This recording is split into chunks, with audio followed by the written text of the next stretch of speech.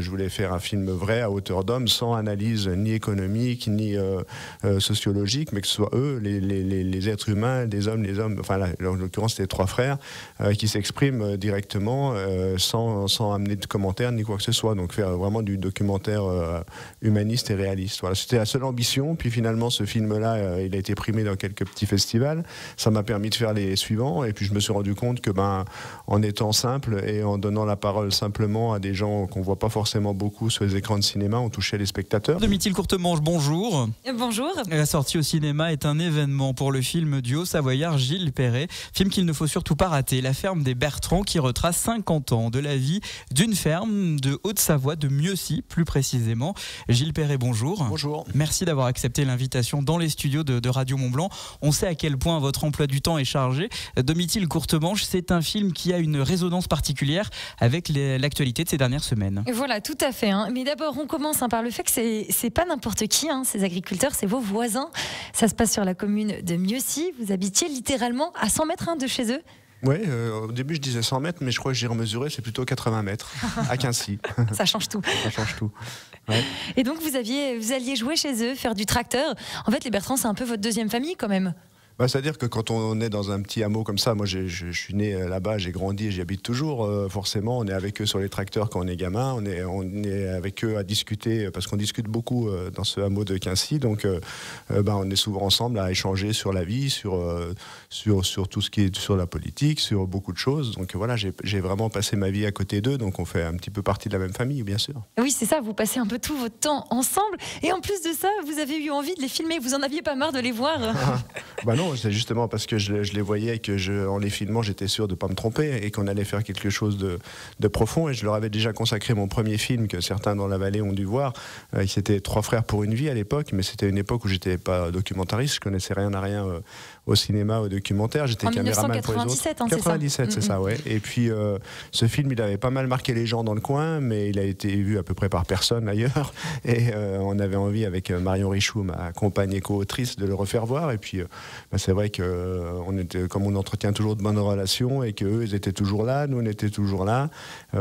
J'ai repris la caméra pour filmer la nouvelle génération, puisqu'il y a une génération qui est passée avec Hélène qu'on filmait au moment où elle prenait son activité. Maintenant, elle part à la retraite. C'était le moment de reprendre la caméra et de les refilmer sur une année pour raconter cette saga familiale sur 50 ans, puisqu'on a aussi des images d'archives de la ferme qui avaient déjà été filmées en 1972. Oui, c'est ça. En fait, il y a 3 générations qui arrivent, donc 3 images, 3 paquets d'images différentes, on peut dire. La première fois que vous les aviez filmées, c'était quoi votre moteur? Qu'est-ce que vous aviez envie de dire exactement aux spectateurs? En gros, j'avais l'impression que ce que je voyais à la télé, au cinéma, alors peut-être que c'est peut-être prétentieux ce que je vais dire, mais c'était jamais vraiment réaliste, en tout cas pas vraiment juste dans la façon de dépeindre ce monde agricole montagnard. On était soit dans la carte postale, parce qu'ici c'est gloire, il y a des belles vaches, il y a le Mont Blanc, il y a du Mont Blochon, il y a de belles fleurs, on est dans la com mais dans la carte postale, soit du misérabilisme, soit du misérabilisme, et moi j'avais envie de faire un film un petit peu entre les deux, puis montrer cette agriculture à taille moyenne, puis surtout je voulais faire un film vrai à hauteur d'homme, sans analyse ni économique ni sociologique, mais que ce soit eux, les êtres humains, les hommes, enfin là, en l'occurrence c'était 3 frères, qui s'expriment directement sans amener de commentaires ni quoi que ce soit. Donc faire vraiment du documentaire humaniste et réaliste. Voilà, c'était la seule ambition. Puis finalement ce film-là, il a été primé dans quelques petits festivals. Ça m'a permis de faire les suivants. Et puis je me suis rendu compte que en étant simple et en donnant la parole simplement à des gens qu'on voit pas forcément beaucoup sur les écrans de cinéma, on touchait les spectateurs. Donc j'ai poursuivi un peu dans cette idée-là. Dans tous mes films, c'est toujours des films qui ont toujours attrait à l'humain tout le temps. Même sur des films qui ont des caractères plus sociaux, etc. C'est toujours par les êtres humains que ça passe, c'est jamais par le discours. C'est l'être humain qui vous intéresse. Ça ne vous a pas suffi, ce premier film, donc vous en avez parlé en 1997, 3 frères pour une vie. Qu'est-ce qui vous a envie d'aller plus loin, finalement, d'aller tourner La ferme des Bertrands, donc au même endroit, avec les mêmes personnes, un peu plus tard, bien sûr. Il y avait un vrai sujet pour vous sur l'agriculture? Oui, c'est sûr qu'en s'installant sur une ferme sur 50 ans, on raconte autre chose que l'histoire familiale. Et moi, c'est ce que j'aime faire, c'est en parlant de mes voisins, c'est essayer de raconter l'histoire du monde. Donc à travers leur parcours qui est quand même pas mince, c'est une ferme qui fonctionne bien, mais qui est issue d'énormément de travail, beaucoup de vie sacrifiée pour le travail et de vie personnelle surtout sacrifiée pour le travail. Et j'étais conscient qu'en les refilmant en 2022, on racontait aussi une histoire un peu ethnographique. Aussi, ça racontait l'histoire de l'évolution des paysages, l'histoire de l'appellation d'origine protégée Roblochon, enfin de faire un truc un petit peu plus large. Et c'est la première fois que ça existe, qu'une ferme soit filmée sur 50 ans. Donc il y a aussi un intérêt au-delà de l'intérêt cinématographique. Et oui, il y a plusieurs enjeux. Il y a notamment, donc vous l'avez dit, les liens humains, la transmission, aussi l'évolution de la profession. Ça aussi, vous avez voulu le montrer. Elle a beaucoup changé en 50 ans oui, finalement.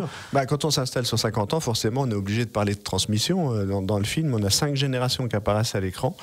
Et on voit 3 bouleversements, enfin 3 générations qui arrivent progressivement dans la ferme. Et cette question de la transmission, il y a une transmission économique, une transmission sur le travail, mais il y a aussi une transmission des valeurs. C'est-à-dire que dans cette famille, on est très attaché au respect du territoire, à savoir ce qu'on transmet, comment on garde une belle nature, une nature propre. Donc on voit qu'il y a des choses qui se transmettent comme ça, au-delà de l'outil de travail. Et puis ce film, il parle aussi du sens du travail, c'est-à-dire, et ça se transmet aussi, c'est-à-dire pourquoi on travaille, pourquoi on est là, pour qui on travaille et qu'est-ce qu'on transmet justement. Et c'est quoi les réponses à ça? Écoutez, c'est compliqué. On a tous un rapport au travail qui est des fois ambigu. C'est vrai qu'on est dans une région où la valeur travail est quand même très très prégnante. Et puis le travail, ça use énormément les corps. On voit dans le film les corps qui évoluent sur 50 ans et qui sont complètement rincés, ça fatigue.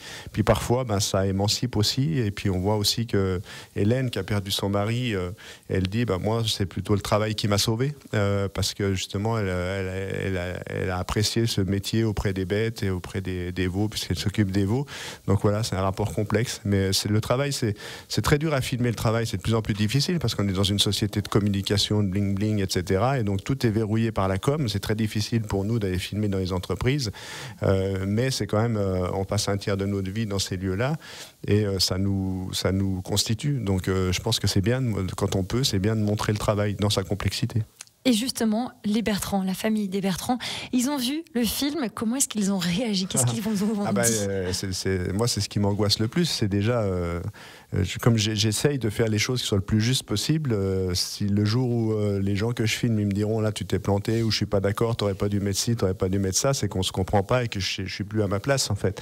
Et donc, on leur fait voir en priorité. Là, c'est ma plus grosse angoisse. Et ils ont regardé ça avec beaucoup de recul, comme l'analyse qu'ils peuvent avoir en général dans la vie, donc sur les messages qui étaient portés par le film, plus que de focaliser sur leur petite personne. Je ne sais pas si j'aurais été capable de regarder un film où je me vois comme ça, avec autant de recul. Et puis après, on a fait la première projection publique dans l'étable, au milieu des vaches, et il y avait 200 personnes à Quincy, donc, et les vaches qui répondaient à leur prénom quand on faisait des tests, parce que des fois dans le film, Marc appelle les vaches, donc c'était drôle.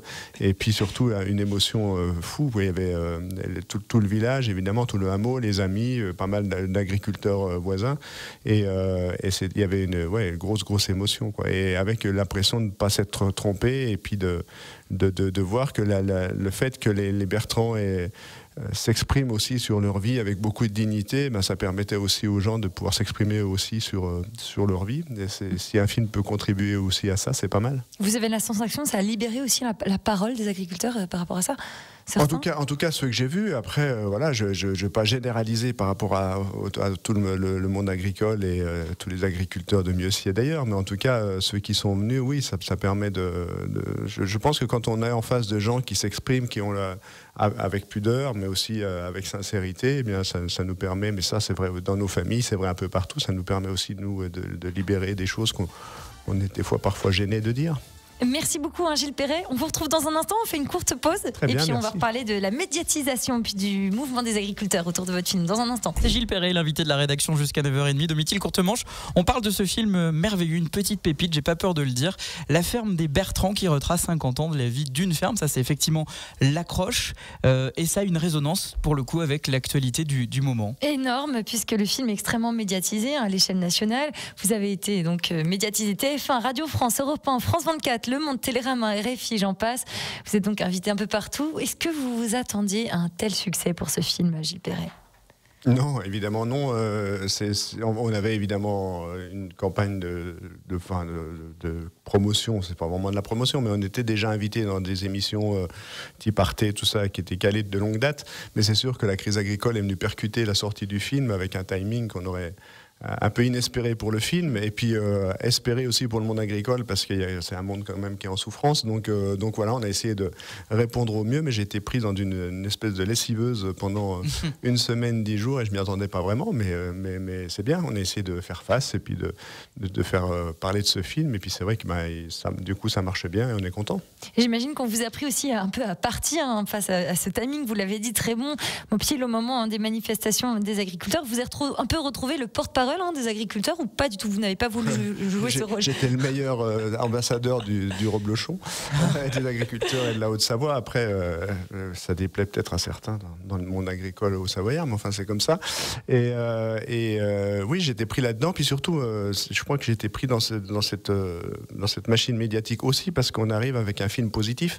Et c'est vrai que quand on regarde l'état du monde agricole aujourd'hui, on peut pas dire que ce soit une partie de plaisir et qu'il y a un monde qui est vraiment en souffrance, alors que nous, on est dans une région, grâce à l'AOP Reblochon, dans une zone où ça fonctionne bien. Les agriculteurs en Haute-Savoie, par rapport à ce qu'on voit, vivent bien et dignement de leur travail, ce qui serait souhaitable pour tous les agriculteurs, mais tous les travailleurs aussi en général. Et c'est vraiment cette AOP qui permet de faire du protectionnisme sur notre zone géographique, de ne pas mettre le lait en concurrence avec les autres, pour qu'on puisse mettre des espèces de barrières douanières, et puis mettre des règles contraignantes sur la fabrication qui contribuent à respecter le territoire, qui contribuent à laisser une belle nature, une nature en état. Et on met beaucoup de règles sur cette zone-là, et ça permet aussi aux agriculteurs de voir leur lait qui est payé 2 fois plus cher que le lait de plaine. Donc j'ai plus à raconter cette histoire-là, et je crois que ça a contribué aussi au débat où on entendait souvent il faut moins de règles, il faut laisser nous travailler, ce que je comprends de la part d'agriculteurs qui sont pris à la gorge et qui sont mis en concurrence avec des gens qui n'ont pas les mêmes règles. Le premier réflexe, c'est de se dire enlevez-nous des règles, on veut être mis en concurrence, mais enfin est-ce que c'est bien porteur en termes d'environnement et d'avenir de mettre tout le monde en concurrence avec tout le monde? Je suis pas sûr. Je pense qu'il faut des règles, mais il faut des règles plutôt dans le commerce international. On peut pas, selon les territoires, selon la météo, selon le climat, selon la géographie, mettre en concurrence tous les agriculteurs de la terre, quoi. Je voudrais, moi, qu'on revienne sur la partie film, et lorsque on va parler du petit Gilles Perret, lorsqu'il voit arriver ces documentaristes en 1972 pour filmer la première version de La Ferme des Bertrands, qui ne s'appelait d'ailleurs pas comme ça à l'époque, je crois. Est-ce que c'est ça qui vous a donné envie, vous, en tant qu'homme, à devenir un jour réalisateur documentariste? Ouais, ils étaient venus en 1972. Alors moi, j'avais 4 ans, mais je m'en souviens. Ah, ça marque, attendez, 4 ans, ça marque. D'autant plus à Quincy, en 72, il y avait la télé qui venait filmer les Bertrands. Je ne sais pas si vous êtes plus jeune que moi, mais à l'époque c'était l'événement. Il n'y avait pas 120 chaînes, il n'y en avait que 2, et il y avait FR3 qui diffusait le soir. Donc c'était l'événement. Alors est-ce que ça m'a marqué?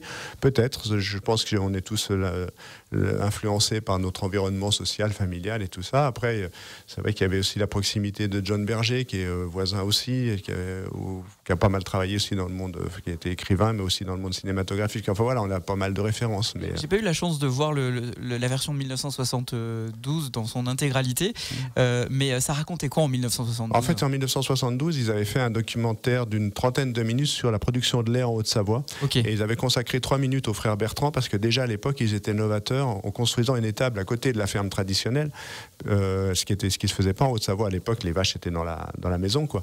Et ils faisaient une étable en stabulation libre, et donc ils avaient consacré 3 minutes à ces 3 frères costauds, torse nu, qui remuaient le foin et tout, et qui essayaient de se sortir de la médiocrité, comme ils disent, en construisant une étable très moderne. Justement, on voit dans ces images aussi que le départ, il est difficile, c'est presque la misère. Les conditions de vie, elles sont extrêmement compliquées. Et souvent, les anciens disent c'était mieux avant. Cet adage, il tient pas pour les agriculteurs, en fait, finalement. C'est compliqué, parce qu'en même temps, il dit on travaille énormément, mais on chantait toute la journée. Et donc, bon, voilà, je crois que c'est difficile. Après, moi, je suis pas tellement pour le c'était mieux avant. Je suis conscient que la technique et la technologie aujourd'hui libèrent quand même les corps et libèrent un peu du travail. Aujourd'hui, on parle éventuellement de robots de traite dans la zone, enfin on parle de choses, et c'est vrai que moi, quand la technologie peut soulager directement le corps des travailleurs, je suis plutôt preneur. Je ne suis pas tout technologie, je ne suis pas tellement un adepte de ceux qui vous font croire que la technologie va sauver le monde, surtout vis-à-vis des enjeux climatiques, mais en tout cas, quand la technologie est au service vraiment de ceux qui travaillent, je suis plutôt attentif. Et en tant que réalisateur, vous êtes quel type de technologie pour filmer un documentaire type La ferme des Bertrands? Vous utilisez quoi comme matériel?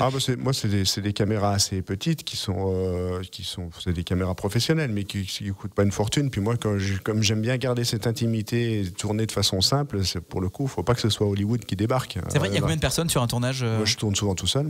Ouais. Faites le son, l'image, la lumière? Ouais. Mais j'ai l'habitude comme ça. Les films que j'ai fait avec François Ruffin, je suis seul avec lui. Le film que j'avais fait avec Mélenchon, j'étais seul. Mais j'ai pas l'impression, quand je filme ces gens-là, de faire différemment que quand je filme les Bertrands. Moi, c'est les êtres humains qui m'intéressent. Donc, il y a jamais de distance entre nous. C'est toujours très, très proche. Et donc, ce procédé... après, c'est exigeant. Il faut faire attention un peu à tout, à l'image, au son et tout. Mais j'ai l'impression que cette technique-là rapproche le spectateur du film. Et les gens nous disent tous, quand on va voir La ferme des Bertrands, on a l'impression de passer 1h30 dans la famille. Donc c'est aussi ce procédé de tournage qui contribue à ça, je crois. Un souci d'intimité, hein, c'est ça, ça permet d'être vraiment l'un avec l'autre et de créer une atmosphère particulière. C'est ça. Voilà, oui, parce que moi, je sais pas un jugement de valeur, hein, mais en tout cas, moi, je sais que je sais à peu près faire comme ça. Après, la famille Bertrand, si je leur avais dit, maintenant tu vas t'asseoir, puis je vais te faire une interview, puis tu vas me raconter ta vie, ton œuvre, on aurait été complètement bloqués. Et justement, comment vous arrivez à les débloquer? Ça, c'est hyper intéressant parce que moi, vous me faites venir une caméra là devant, même si j'ai l'habitude des micros, des caméras, il y a toujours un moment donné où je vais reprendre mon costume de présentateur télé, radio, et en aucun cas, je vais être naturel. D'accord, mais si je vous connais depuis que vous êtes tout petit et puis que j'ai une caméra sur l'épaule, mais qu'on discute d'homme à homme ou d'homme à femme comme ça, comme une discussion normale, c'est ça le plus, le fait que vous vous connaissiez. Oui, c'est sûr. Puis moi, en général, je vais jamais filmer les gens que je connais pas trop. J'aime bien que les gens soient à l'aise et soient tels qu'ils sont tout le temps. Donc pour ça, je crois qu'il faut aimer les gens qu'on filme et puis il faut se connaître. Et ça fait partie aussi du boulot, je crois. Une dernière question, il nous reste moins de 60 secondes. 50 ans après, puisque vous les avez bien zoomés sur eux, c'est quoi le bilan selon votre regard? Quelles sont les bonnes et moins bonnes évolutions au sein de On voit qu'on s'installe sur le temps long dans l'agriculture, qui est en lien aussi avec la nature. Et on voit qu'il y a une génération, plus d'une génération qui a énormément travaillé, qui s'est rincée au travail et qu'aujourd'hui, c'est un peu la génération d'aujourd'hui qui tire les fruits de tout ce travail, puisqu'on a une génération aujourd'hui qui est fière de ce qu'ils font. La génération d'avant, ils avaient plutôt subi, ils n'avaient pas vraiment choisi leur métier. Aujourd'hui, ils ont choisi leur métier, ils sont fiers de ce qu'ils font et en plus, ils en vivent dignement. Donc, je crois que ça, c'est une belle évolution qui serait souhaitable pour l'ensemble du monde agricole. Mais malheureusement, on a bien vu que ce n'est pas le cas. Et puis, je n'ai pas l'impression qu'il y a beaucoup de décisions qui ont été prises en ce qui concerne le revenu des agriculteurs, en ce qui concerne les protections dont ils ont besoin sur le commerce international. Il n'y a rien qui a été annoncé, donc je suis assez attentif à voir ce qui va se décider dans les semaines à venir, quoi. D'accord, merci beaucoup, Gilles Perret. Merci à vous. Merci, de réalisateur du film La ferme des Bertrands, donc toujours actuellement en salle, vous pouvez aller le voir. Ça raconte l'histoire d'agriculteurs sur plusieurs générations, sur 50 ans, et que vous avez donc rencontré depuis le plus jeune âge. Merci à vous d'être venu ici. Merci pour votre accueil, c'est sympa. Merci.